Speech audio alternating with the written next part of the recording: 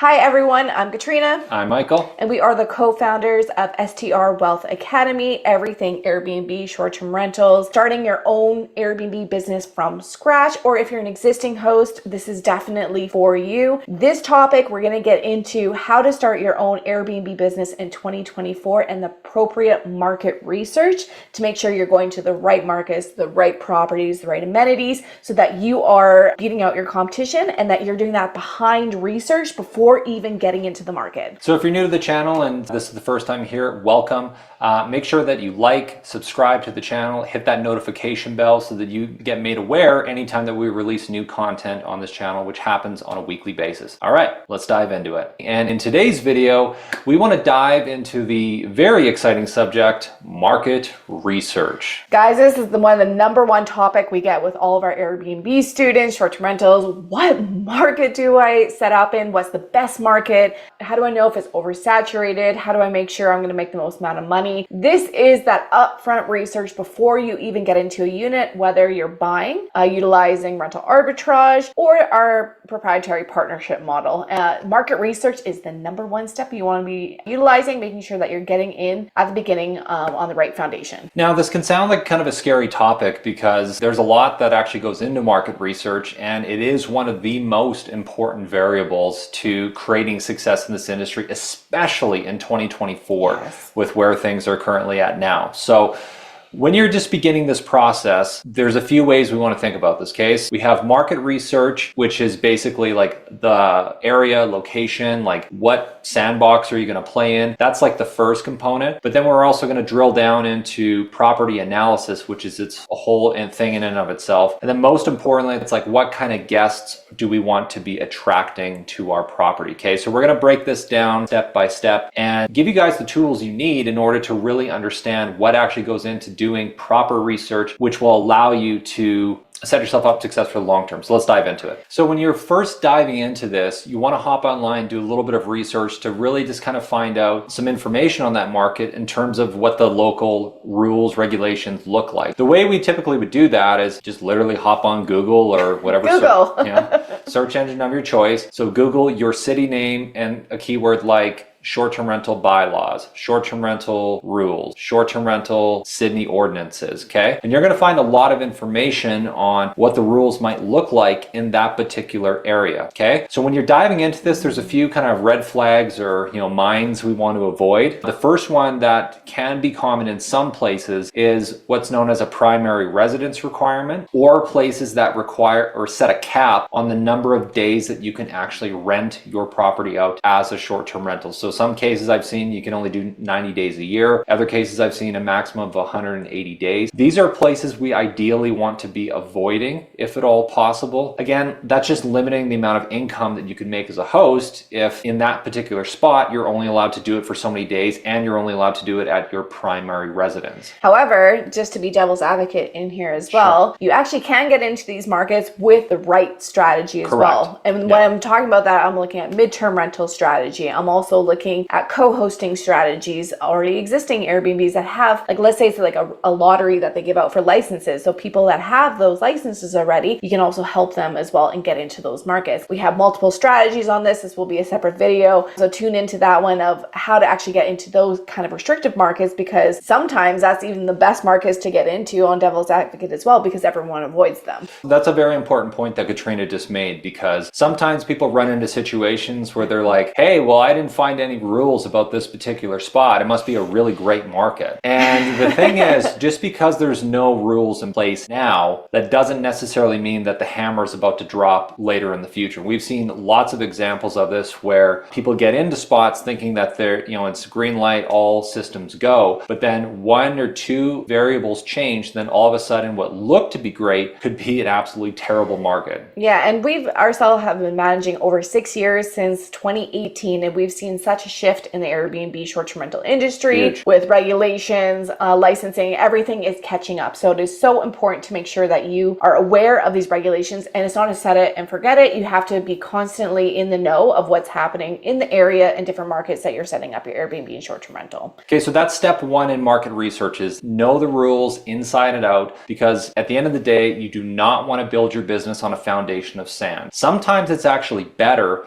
if you're in an area that's already been regulated, especially places that, require you to pay some sort of occupancy tax or tourism levy, that can be a really good sign, because what that place is essentially saying is that, hey, we know that this industry is here to stay, but hey, we're the government. We'd love to partner in your success, right? But at the end of the day, that's okay too, because like if that money is genuinely going to the community to, help improve local infrastructure or, make the roads better, but like, could the government go on a diet? Sure. But at the end of the day, that could be a really good sign and be one of the things you look for as you're getting into the market. Following into market research of the area where you want to set up your Airbnb and short-term rental business is also looking into the details of what draws people into that market specifically. And you might be looking at, okay, what kind of hospitals are there? Maybe universities. Tourism is big, of course, and this is where quote unquote some of the oversaturation might be coming from. But different tourism doesn't always have to be beaches, historical aspects. You could also have malls or nature monuments as well when you're looking at it. Amusement parks, mountains, skiing. Maybe there's large construction projects and job growth. We saw that in Boise, Idaho during COVID. It boomed from the tech capital, right? So that was a big job growth, and it did incredible for Airbnbs and short-term rentals. Most cities and countries will have a tourism website as well. You can find this information for free, and you can just Google, again, like things to do in your city or things to do in the city that you're looking for. Yeah, a lot of the time they'll have free tourism websites, so it can just give you all this information of what are the top attractions in that area, why do people come to this area, how many people are coming every single year. So that's really, really important information to have in your back pocket, because you want to be really clear on what is actually pulling people to that area, because that's going to allow you to get really clear on how you want to be marketing your specific property and listing, so it's catering to the people that are actually coming to that location. So the better that you understand the market and do this upfront research, the better that you'll be able to craft your Airbnb and short-term rental listing and actually tailor it to those guests that are coming. So if it's specifically, let's say, for mountains and there's skiing, there's hiking, you're going to be marketing to potentially families, or maybe the adventurer that's going to go for hiking and skiing. Like, you're going to have those certain type of amenities that's going to attract those ideal guests for that area. So this is why it's so crucial to do this upfront homework, because it's going to set you apart once you get your Airbnb listing up and running. So just to recap here, so again, you want to know the rules in your area. You want to understand what is drawing people to that location. By doing that, you'll then be able to understand who your ideal guest is and who is the customer that you want to be serving. Now, if we're looking at markets at a higher level, there's four basically types of markets that you can think about getting into as you're looking to dive into the space here, okay? So the first one is the metro market. The next is the rural market. There's the drive-to vacation market, or the fly-to vacation market. Okay, so let's just break these down very quickly. Metro market, pretty simple. These are large cities. These are large metropolitan centers. Lots of population here, okay? We have a love-hate relationship with these kinds of markets, because typically the overall trend of what we're seeing right now is that, well, one of the zeitgeists that we all see is, everyone's talking about the housing crisis, that there's not enough available rentals, that, Airbnbs are taking up too much available housing stock. And that obviously will vary depending on the area. But in general, the trend we're seeing in most metro markets is that they are starting to put tighter restrictions in. That's where you see these primary residence requirements come into place. And it's just making it more difficult to operate this kind of business in those specific locations. Now, again, that's not a blanket one size fits all. It's obviously going to vary depending on the location. But in general, the direction we're taking our business, we're starting to steer away from larger metropolitan centers. So diving into the rural aspect of the type of market, this was actually a big boom, especially during COVID, because a lot of people wanted to get out of these large metro centers, have some space. And that was a big boom for the short-term rentals, actually, that were outside of these. If you're thinking about farm stays, unique type properties, maybe A-frame, like those type of properties, maybe even tiny homes, like everything like that is usually on these type of properties. And that really falls into unique type stays, which is Airbnbs and short-term rentals, bread and butter. Now, the next market we talked about was the drive-to vacation market. These are vacation rental areas that, if you live in a metro market, you can hop in a car with your friends or family and you get there within usually maybe an hour, 2, 3, 4 hour drive. It's a destination type market when you're looking at it just by driving to it though. This is actually one of our favorite market types that we are personally using for our business plan coming into this year. These are the type of markets that we're focusing on because, everyone's also talking about, there being a looming recession coming. At the end of the day, no one really knows, okay? Could come, might come next year, might come 5 years from now, could be tomorrow, who knows, right? But at the end of the day, recession or not, people are still going to be traveling, they're still going to be vacationing. It's just, they may not do the big vacation. They may not have getting on a plane or going to an island or something like that, but it just means they hop in a car and go on a road trip for a few hours. It's still going to happen regardless. Yeah, so for the drive-to vacation markets, these are kind of like the OG, the originals in the short-term rental Airbnb markets. Like some examples I'm looking at: Broken Bow, Joshua Tree, Smoky Mountains. Up here in Canada, there's the Canadian Rockies, Canmore, Whistler.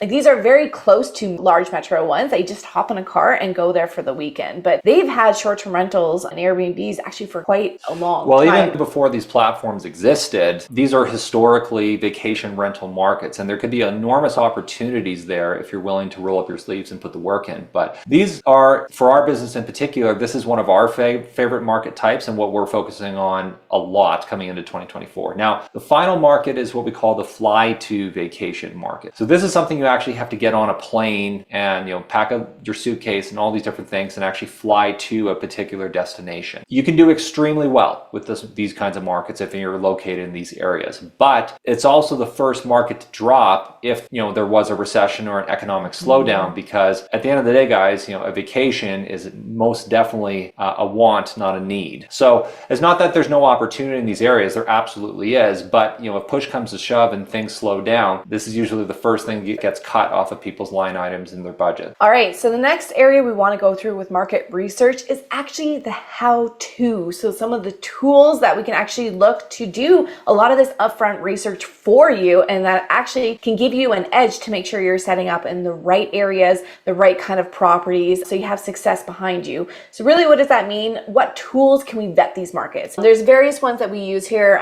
This would be honestly a whole separate other video that we get into how to do this market research with each one of these tools, but just high level, guys. The biggest one out there, and the one we use and most of our students, is AirDNA. AirDNA pulls from existing short-term rentals on Airbnb, VRBO, and it's able to show you what they're making and generating throughout the year. Next one, there's All the Rooms, there's Mash Advisor. Any of these tools can tell you what the best market are, what kind of are the best property types, and also best amenities and top earning properties in that area. So you put the success in your favor when you're really looking at that. Yeah, so at the high level, we're going to have to do an entirely separate video on these tools because we can get pretty intricate with some of the different data that you can pull from them. But if you want kind of an out-of-box, easy solution that can really give you a lot of information in terms of what nightly rates people are getting, what kind of average occupancy are they seeing, what are the top performing properties, these tools can save you a lot of time. So as you're going through market research, definitely have this in your back pocket. Okay. Now, if you're new to the game, our recommendation is, if you can and if it makes sense, you want to get your business started in your own backyard. So ideally in the location that you presently live. A lot of reasons for this. First thing, if you live there, you're going to know that market probably a lot better than if a place that you don't frequently go to, right? You're going to know where the hotspots are. You're going to know what the locals know in terms of those kind of off the wall locations that are not presently visible on like tourism websites and stuff like that. So this is a really, really easy hack in terms of getting your business up and running. It's just get started in your own backyard. Guys, this is how we got our business started nearly 6 years ago now. Most of our students start in their own backyard if they're able to. It's because if you are able to, this is where you're going to understand the business the easiest, because it's right there in your city or your area. And then you're able to learn the skills to then be able to go out of city, out of country, out of state, anything, just making sure you understand the rules and regulations, and then being able to understand also this business operates, and then expanding from there. Okay, now the final thing when it comes to market research is really diving in and doing competitor analysis or competitor research. So specifically what we're talking about here is actually looking at your competition. Okay, so if you've identified a market of where you want to get going, you want to have an idea of the types of hosts and the types of properties that are currently being rented as short-term rentals in that market. As easy it is, guys, looking on Airbnb itself to look at current Airbnb listings in that area is going to be your number one place that you definitely want to look. Like, what are your competitors doing now in that area? Are they getting booked? This is where you want to be able to do that upfront legwork. So really, by looking on Airbnb, you're going to be able to see where are most of the Airbnbs located. You're going to go into the map and see where most of them, it's kind of like a heat map, right? Like, where are the most dots? Where are they located? What property types are most common in your area? Are they single family homes? Are they downtown condos? Are they basement suites? Are they, it goes through all these kind of details. Maybe most of them have pools. Like, like what are you coming in with your competitor edge? Start writing these things down. What amenities are offered in your area? You want to be able to make a record of that and what are most hosts, or maybe what most hosts aren't offering in your area. One of the other important things you want to take a look at as well is, how are these listings designed? What is the staging like? Is there actually a thoughtful interior design done at the listing level? How do the photos look? Are they done professionally, or are they just done with some crappy like iPhone pictures that, the angles are all weird, the lighting's dark. That's not going to fly anymore, guys. It really is not, okay? How are their descriptions set up? What kind of prices are they charging? Do they have a minimum stay requirement on their listings? This is all the kind of background information that you want to start collecting, because that's really going to give you a lot of insight into what essentially your competitors are doing and how you might be able to have a competitive advantage and an edge over those other hosts. So really what we would recommend to do here, guys, just create a document, like an Excel document, a Word document. Start cataloging all these differences within your area. Take the top 10 best short-term rentals, Airbnbs that you see in the area. What are they offering? All those things that we just went into: design, style, pricing, amenities, locations. Start having that in there and cataloging it and seeing which ones are actually the best ones in your market and how you can, number one, compete and outrank them. That's how you're going to set yourself up for success, and making sure that you already have such an incredible, unique, different listing that you are going to make sure that you're going to book more than them. So there was a lot of information in this video. We understand market research is a very it's a very dense topic, but it's also a really important step that you need to take if you want to have success in this industry in 2024 and beyond. So if you need to watch this video a few times, I highly recommend doing so. Make sure you take good notes. Hopefully this information was helpful to you, because that's the whole reason why we do these videos in the first place. All right, guys, I hope you found all the value in it, and we'll see you in the next video. Take care, everyone.